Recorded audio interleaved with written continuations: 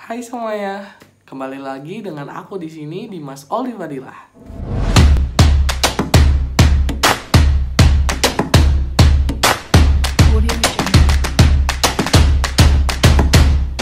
Oke, pada kesempatan kali ini aku pengen menguraikan kembali mengenai materi tentang psikolinguistik. Oke, kawan-kawan, psikolinguistik adalah studi tentang hubungan antara bahasa dan pikiran. Berfokus kepada bagaimana bahasa dipelajari, kemudian bahasa disimpan, dan kadang-kadang bahasa itu hilang. Dari apa yang telah saya pelajari mengenai psikolinguistik, saya memiliki pendapat pribadi yang dimana juga saya mengambil dari apa yang telah dosen saya sampaikan, bahwa psikolinguistik itu terbagi menjadi dua suku kata. Yang pertama adalah psycho dan juga yang kedua ada linguistik. Nah, seperti yang kita ketahui bahwa psikologi adalah ilmu tentang mempelajari bagaimana proses tubuh pada manusia. Selain kita menganalisis tentang perkembangannya, juga kita menganalisis mengenai emosi. Salah satunya adalah otak. Kemudian, linguistik adalah ilmu tentang bahasa. Bahasa yang dimaksud adalah bagaimana kita berkomunikasi dan juga bagaimana kita menerima bahasa dari orang yang berkomunikasi pada diri kita. Lalu bahasa yang kita serap tadi atau kita dapatkan itu akan diproses oleh otak. Oleh karena itu, psikolinguistik itu merupakan sebuah komponen yang saling berkaitan.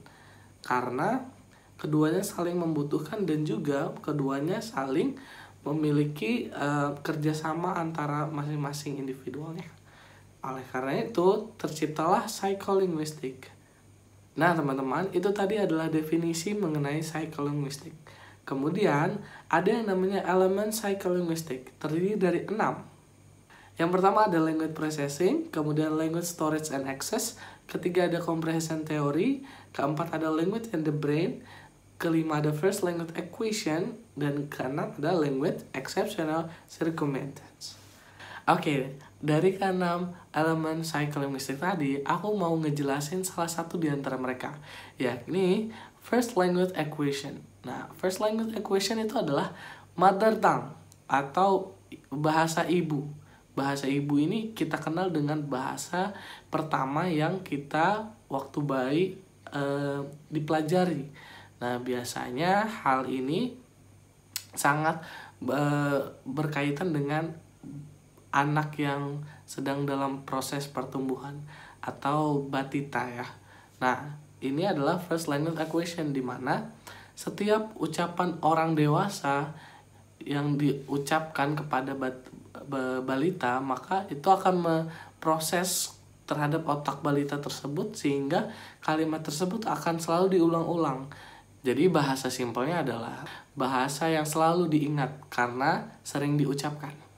Nah, kawan-kawan, selain dari elemen psikolinguistik, juga ada yang namanya types of psycholinguistic. Jadi tipe dalam psikolinguistik itu terbagi menjadi dua. Yang pertama, biological, dan yang kedua, neurological. Nah, biological ini dalam ilmu linguistik adalah ilmu tentang bahasa dalam sudut pandang biologi. Nah, jadi maksudnya adalah kenapa ada biological? Karena para ilmuwan melakukan pembahasan ini untuk memecahkan sebuah permasalahan yang dimana mengapa manusia di antara makhluk-makhluk lainnya memiliki kemampuan untuk berbahasa. Nah, hal ini dikarenakan manusia memiliki organ atau sistem tubuh yang memiliki keunggulan serta perbedaan dari makhluk-makhluk lainnya. Hal ini yang menyebabkan bahwa manusia dapat berkomunikasi dengan baik serta mampu mengelola bahasa dengan baik dibandingkan makhluk-makhluk lainnya. Nah, itu adalah biological, teman-teman. Nah, yang kedua ada neurological. Neurological ini dalam ilmu linguistik adalah ilmu yang membahas tentang bahasa dan keterkaitannya dengan otak manusia. Jadi otak ini berperan penting bagi manusia pribadi ya, karena otak memiliki peranan penting dalam berkomunikasi. Sebab otak adalah tempat di mana proses semuanya berlangsung, mulai dari bahasa, emosi, mimik wajah, dan juga gestur. Nah, neurological ini memiliki yang namanya hemisfer kanan dan hemisfer kiri. Hemisfer kanan bertujuan untuk mengatur gestur tubuh dan juga mengatur mimik wajah. Nah, kemudian ada yang namanya hemisfer kiri.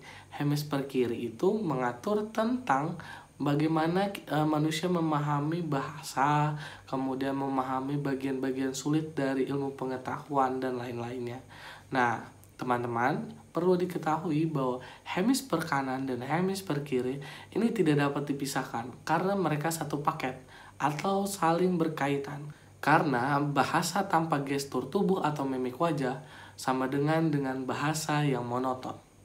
Nah, teman-teman, itu tadi adalah uraian mengenai materi psikolinguistik. Aku harap dengan penjelasan kali ini kawan-kawan semua memahami serta dapat mengerti bagaimana perkembangan otak pada manusia. Aku Dimas Fadilah pamit undur diri. Wassalamualaikum warahmatullahi wabarakatuh.